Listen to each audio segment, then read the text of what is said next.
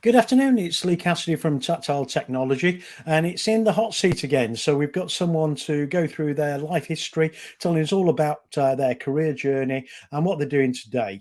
And we've actually got Wayne Britten joining us today. So let's get Wayne involved. So how are you, Wayne? Brilliant, thank you, Lee. Thanks for inviting me along. Good to see you. Yeah. So what we're going to do is get a bit of a picture about you. So we always like to start at the beginning because it's a very good place to start, as someone told us in The Sound of Music. But if you tell us a little bit about, where you grew up, the kind of things you did as a child, maybe what your parents did for a living, and then how it progressed from there. What you were doing at school, what made you to decide to take your next stage into employment and move on from there. Yeah, no problem. So starting at the very beginning, I was born in Lisbon, Northern Ireland. And that was because I thought you were going to say Portugal then. No, no, Lisbon, the other Ireland. Lisbon. The other Lisbon, yeah. So my dad was serving over there. So he's in the military. My dad was in the army. And he was in a 2-year posting to Northern Ireland, which is what some of the army regiments did at that point in time, further sort of up north in Northern Ireland. So yeah, I was born over there. So depending on how you look at it, part Irish or not.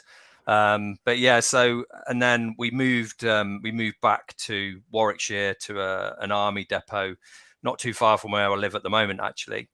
And that's where I was brought up to the age of 7. So my dad had just done a tour of the Falklands during the Falklands conflict, and not long after that he decided to leave. He'd fell in love with the area around that military base in Warwickshire, so we moved to a little village, which is where I spent the rest of my time until I was 16. So during sort of growing up, I was very adventurous, got up to lots of mischief, like most young lads do. In sort of brought up in a fairly small village, couldn't get away with too much either. That everybody knew who was up to what. Was it a local school in the village, or did you travel to a school? Yeah, so at the time the primary school was in the village. So that was a tiny little school. There was only 17 of us in the school at that time, and then as we went up to what was middle school at the time, that was in a village probably about 5 miles from that particular village, and from here, because I've actually gone full circle and I live back in that village now, not too far from my parents. But I got into martial arts at quite an early age. So I did that for about 8 years. I've become black belt and had my own juniors club. I used to go and teach the arts to a lot of young children. And I used to go around the country having my fights. Was British Open champion at that, and took to that. Found it relatively easy.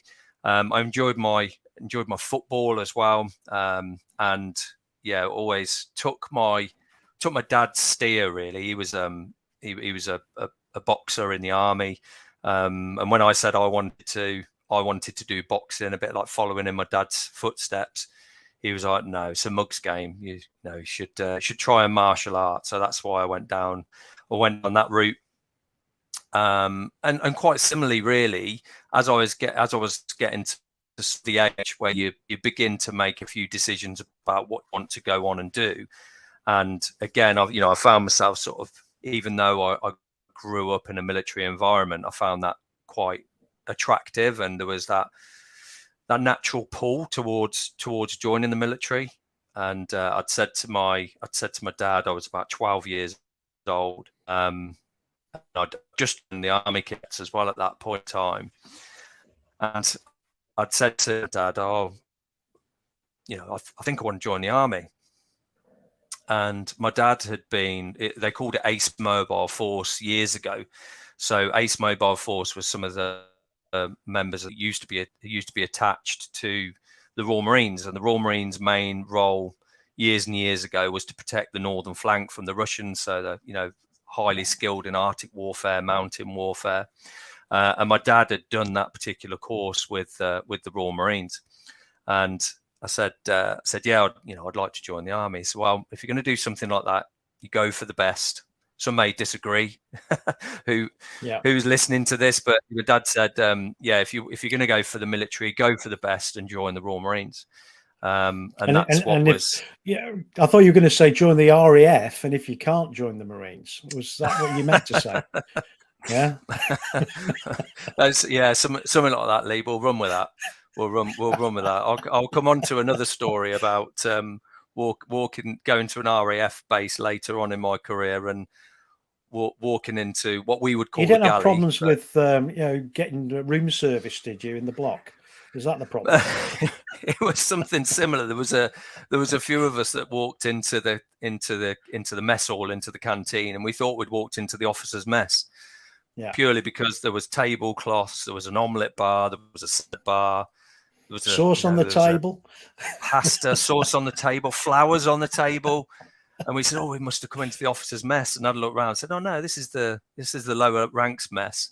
And we thought, "Wow, if you're treated like this, then what must the officers' mess be like?" Yeah, that was served to the table in the officers' mess. Well, it used to be. Now it's all as it is everywhere. Paid to staff, so quite different. Yeah, absolutely. So yeah, that was that was ingrained then from sort of the age of 12, and that's what I focused on. That was all I wanted to do. To be honest, probably a good job that I did get into the Royal Marines and be one of the successful ones, because the failure rate is huge. Yeah. Because I had that focus,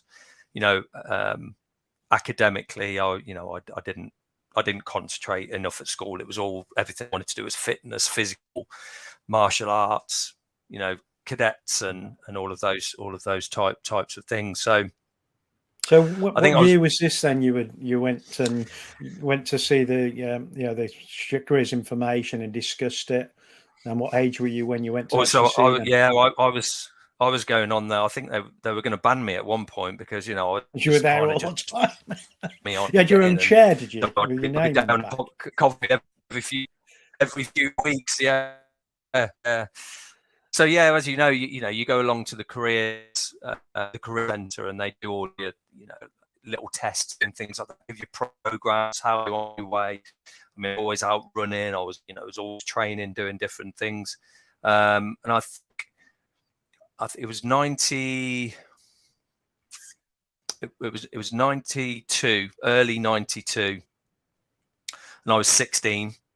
Had 3 days off school to go and do my PRMC, Potential Royal Marines course. So I went down to Lympstone, went through the arduous 3 days that it was at the time, and yeah, I think there was 6 of us that got through. That got in. I wait for the right. And I got my entry. It was about a week after I finished my final exams at school, and when I think back now, the fact that my eldest daughter is 16, she's doing doing some of her mocks today, and I think, wow, I really was a whippersnapper. Yeah. But it only seemed like yesterday, and So you're saying 6 of you got through. How many did the course, that 3-day course? On that, there would have been probably 40. About 40 went down and did that. 6 out of 40. Yeah, that's quite a low number then. Yeah, and I think there was 2 of us that were juniors at that point in time, because the entry was juniors, although everybody got, put into a collective intake, if you like, into one of the troops. But you do your training, like some military units, they will do junior leaders training, and then you will have people over the age of 18. It's not the way it works in the Royal Marines. Everybody, you get lumped in. But yeah, the way they did it was there was 6 of us that could come back as soon as Yeah, we're having a bit of other technical issues, I think, at the moment. So some I don't know whether it's your months broadband later. or PC. We're just having a little bit of it's glitching a little bit. We'll see how we get on. So, but do you want to cover that again? So you're saying that everybody's lumped in together, and then you were 6 out of 40 that were chosen to come back. So what happened next then?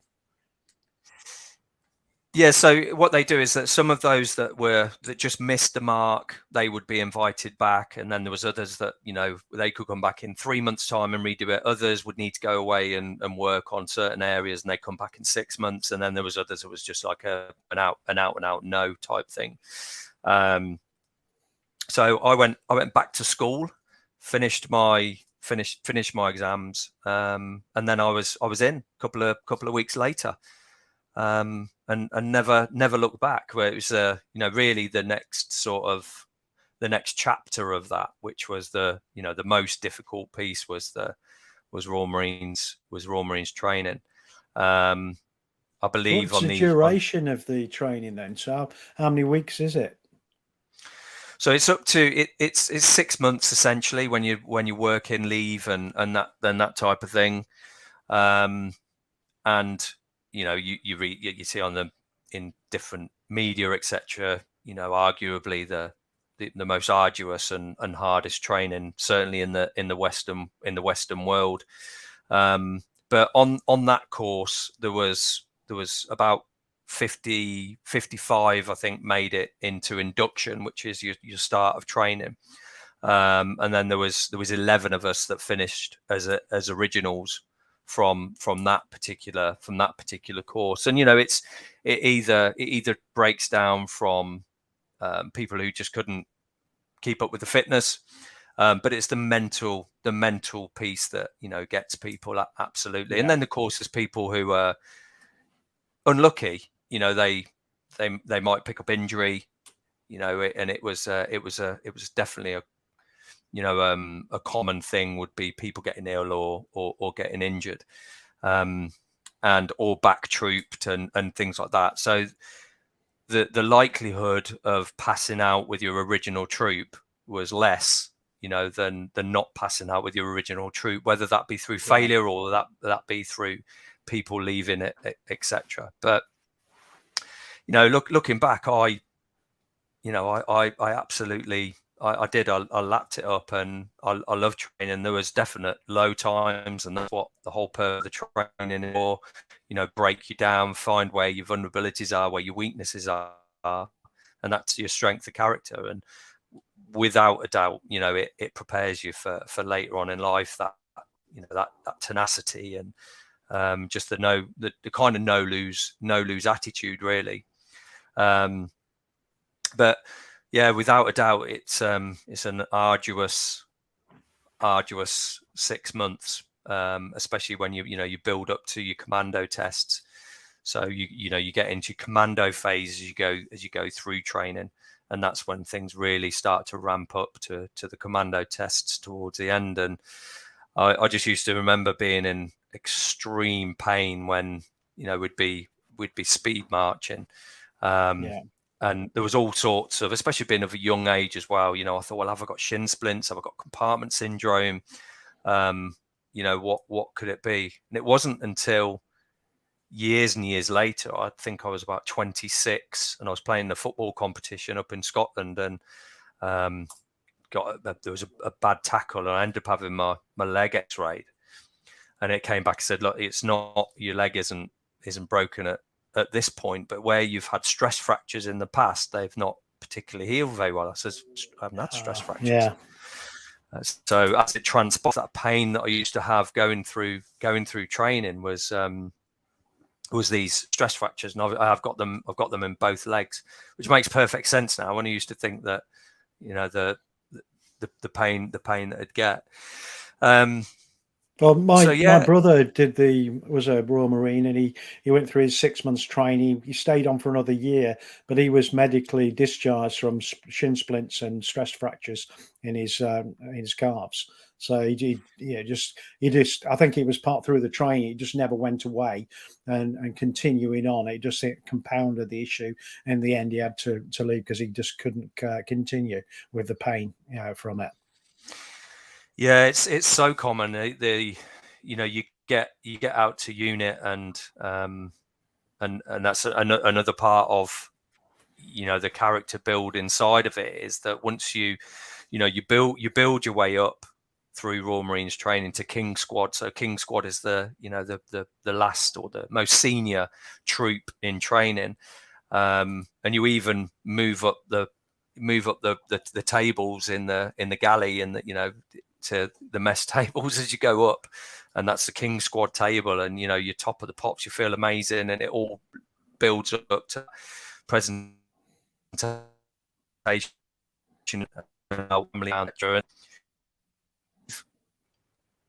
and you get to and you're bottom of the pile again, and it's time for you to prove who you are. You've called it, but you're nobody as yet. You got you got to prove yourself, haven't you, to the unit when you get there, around you and your team, etc. But yeah, we're struggling a little bit. Sorry, I don't know whether there is this hangover. Broadband. I don't know if it's your broadband. Every now and again, it's getting a bit glitchy. Yeah, apologies for that. No, but as I'm saying, I don't think you deliver the broadband. No. I think it's your service provider's the problem. So, yeah. So you were saying you get to the unit and you've got your challenge then with proving yourself once you get to unit. Where did you go? Did you go to Portsmouth, or where did you end up after doing your basic training? So I went to Plymouth, so 4-2 Commando, which is just on the edge of the moors at Bickley, conveniently located to be beasted all over the moors, and so that's where I went. But I was going to mention about the injury side of things. There is this hangover from training, and once you get to unit, you do see that some of the guys are either carrying injuries from training that they're pushed through. And they kind of break a little bit from there. So I went to K Company, 1 Troop K Company, 4-2. That was my first draft.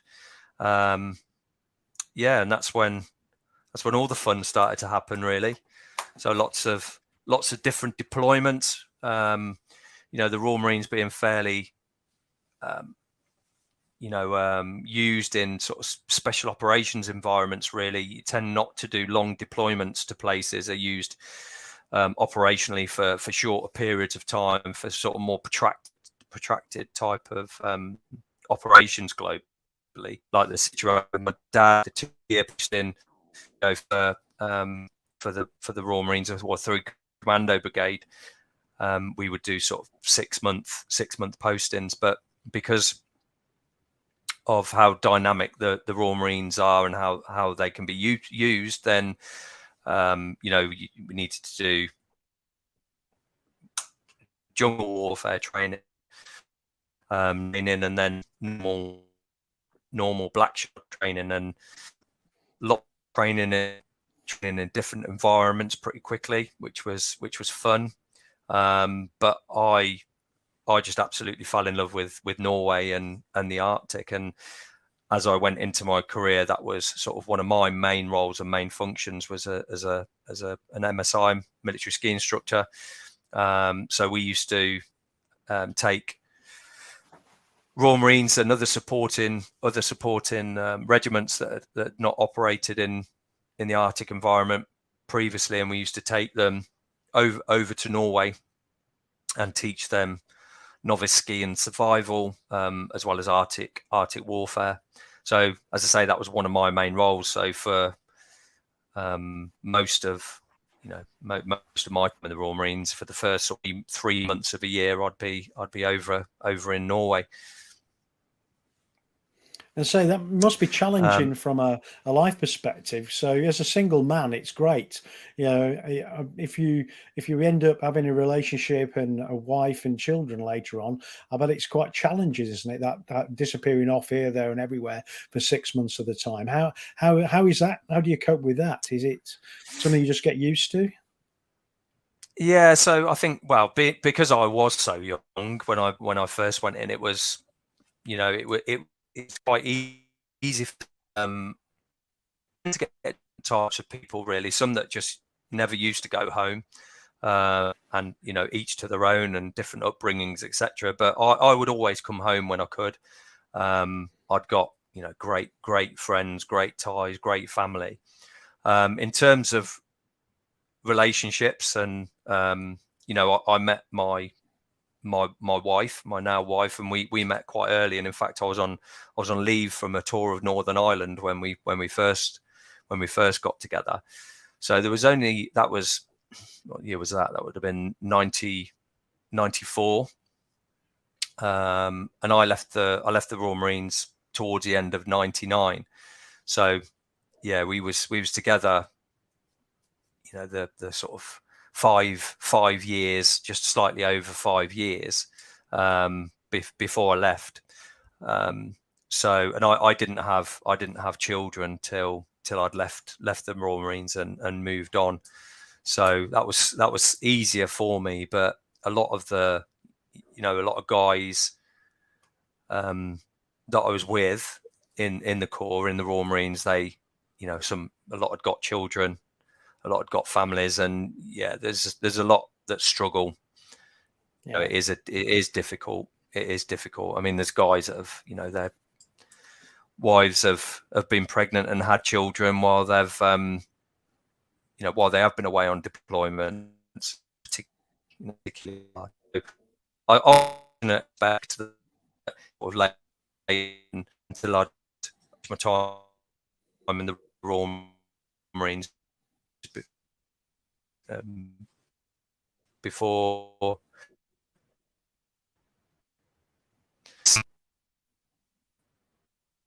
I vision. We lost you for a little This while would have been again there. 98. So I was leaving the Royal Marines.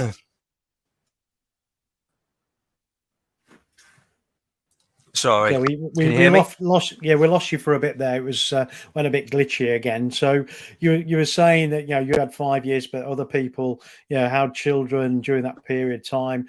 Sometimes they were pregnant, had children while they were away, so they didn't get to see them at all for long periods of time. That must be challenging for relationships. It sounded like did you intentionally leave it until you left to have children because of that situation? I'm not sure if we've lost Matt. Oh, there you go. I think you're back again. Did you intentionally leave having children later because of that? No, I look back, it was kind of there was a period of time. There was a period of time where there was I suppose a bit of a retention problem within the Royal Marines. There was a lot of people leaving, and I was, to be honest, especially when your close friends were saying that they were leaving, but I was, it told me such, and I, for a few years after my really close pose had left, the decision to leave was kind of, I'd got into a situation where I thought I'm either going to look at doing other things, or I'm going to continue go, like, and it ground. I think, I don't know how you felt within your career, but with me, it was kind of like, wow, do I explore other, and I suppose hindsight, I'd always on having business, but never really knew what that looked like years ago. There was, just knew that there was other things that I wanted to explore and other things that I wanted to do, and so yeah, it was kind of that decision really. And so from my perspective, I didn't get a choice. We were all made redundant because there was a group of us, 500, doing in here flight for simulation. the rest of my working. So I think I spoke over you. I think we got a bit glitchy again then. I think we might need to reschedule it, because I think it's really great, but a lot of people are missing some of the audio and the video. So, but what I'm conscious of, we want to talk about Peregrine. So, what if we jumped forward to Peregrine and what you're doing there for a little while? But if we start to lose you again, we may be better rescheduling it and try and make sure that your broadband or whatever the challenge is sorted before we do it again. Because it's, so we're getting I think periods so, of 2 or 3 minutes where we're losing you for a bit. I think so, because you're coming through quite difficult. Yeah, what if we did maybe get you to reboot your machine, and I'll stay on for a couple of minutes while we do that, and then hopefully that might resolve the issue. Is that worth us giving that a go? Okay, yeah, well, I'll stay that here. If you want to do a quick reboot and then join back in straight away, and then we'll carry on and see if that resolves the issue.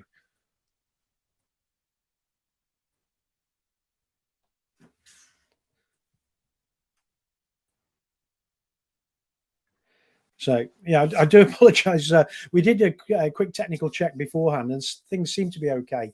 We had a few apps running in the background that seemed to be the culprit, but as we've gone on talking, it seems to have got worse. So we're not sure whether it's a technical issue at Wayne's end on his computer, or whether it's actually just the internet connection that he's using in rural Warwickshire to go through. But while we wait for Wayne to join us again, let's just show you a couple of things that might be of interest to you. One, we've got the website for Peregrine, which we're going to talk about in a little while, where Wayne and his colleagues are actually utilising a lot of the experience they've got in the security and the personal protection side of things to actually help people understand more around risk management, especially in the travel area. So if you're traveling to different countries, and understanding what the risks associated with those countries are, and what to do to mitigate some of that risk as well. So you can find that on the Peregrine RM website.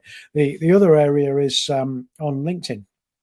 So you can go and find Wayne on LinkedIn, see his career, connect with him, and communicate with him as well. So if you want to use those details to connect with Wayne, you're more than welcome to. If you would like to tell people a little bit about your journey and what you've been doing, so your career so far, what you're doing at the moment, drop me an email to lee.cassidy@tactiletechnology.com, and we can get you booked into a slot to talk about your career and what you're doing at the moment.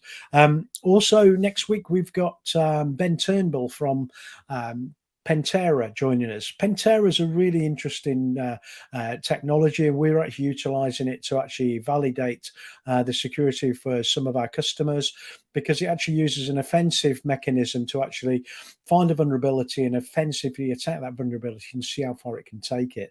And it uses automation to do it, so we can do it in very large scale and speed as well to do it, so we can get really quick results within a few hours, rather than some people it would take days, if not weeks, to get some idea of the security level of their infrastructure. So really interesting technology. It's all based around IDF as well, so Israeli Defense Force staff who had limited capabilities in people and resources, so had to find a way to be able to deal with the risk within the organization. So Ben's going to join us on Tuesday to talk about his career so far and what he's doing over at Pantera.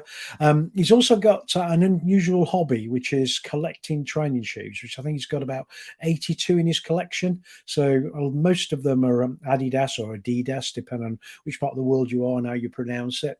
But he has, an interesting collection on the wall on racks. Whereas most of these virtual, meetings you have these days tends to be seeing guitars and other musical instruments behind them. But he's actually got lots of training shoes on the wall, which are quite interesting. And I met up with him last week for a training session, and luckily he came in a pair of them as well, which I think is a common thing. So we're just waiting on Wayne to come back to us, hopefully when he's rebooted, and we'll see if we've got an improvement in the technology piece. If not, what we might do is reschedule this session for another date, and we'll come back to it at that point. But we'll wait for Wayne to join. I'll put Wayne's details back up on the screen. So again, if you want to find out more about Peregrine, which we're hoping to do when he gets back to us, there's a Peregrine website.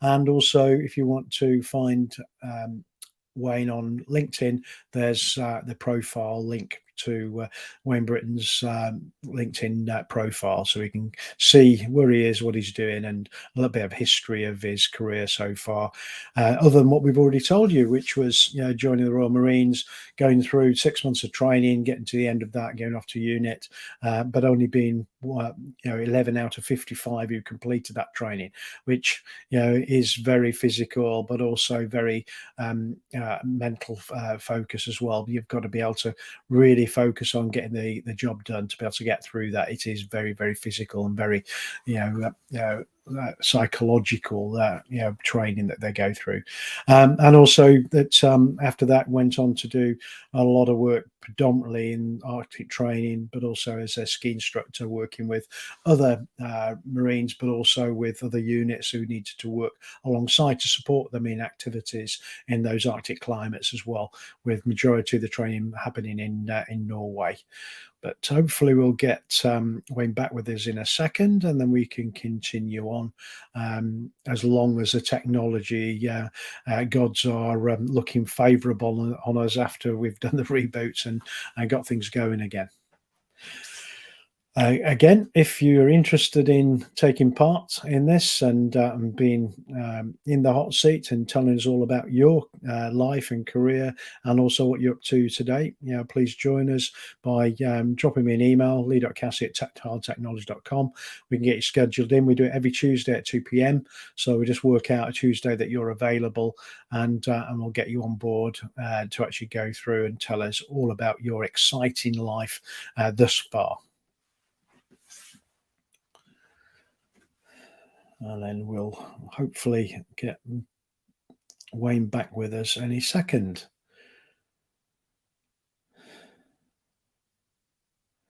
I do apologise. It's the first time we've had it this severe. We've had a few issues with a little bit of camera glitching in the past and things, but not to the level we've had today. It's been a little bit more than we're usually subjected to, but it was getting to the point where it was quite difficult to follow.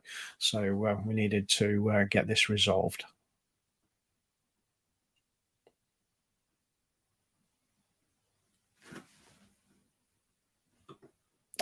If you've got any particular questions that you want to ask Wayne when he comes back, if you want to drop them into the comments section, so comment on the LinkedIn or YouTube or Facebook, wherever it is, you can actually drop that in, and then we can ask any of those questions to Wayne when he comes back to us, which should be any second. I can see he's appeared, but just waiting for his camera to come on.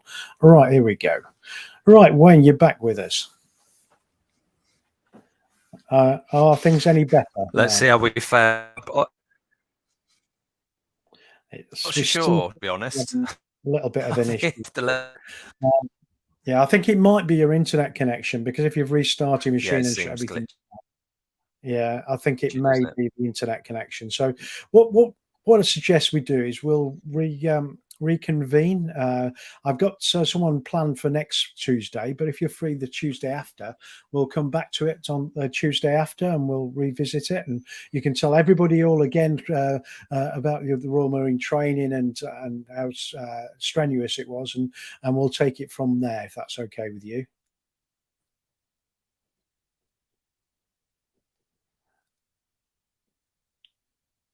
Are you there, Wayne? I think you're frozen again.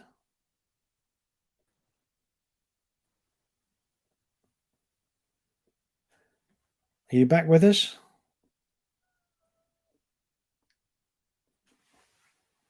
Yeah, I'm not sure. I'm getting a couple of frame changes, but not a great deal at this end. I think we're struggling with the internet connection at the moment still. So right, so what we'll do is we'll close things off at this point, and we'll come back to it hopefully a week on Tuesday, because we've got Ben Turnbull next Tuesday, and we'll come back to it the following week. So I do apologise about today, but what we'll do is get ready to see Wayne again in just over 2 weeks' time. So 2 weeks today, we'll get Wayne Britten back to talk about his career within the Royal Marines, and then moving on to Peregrine RM and what they've done there. Thanks ever so much for joining us today, and hopefully see you again soon.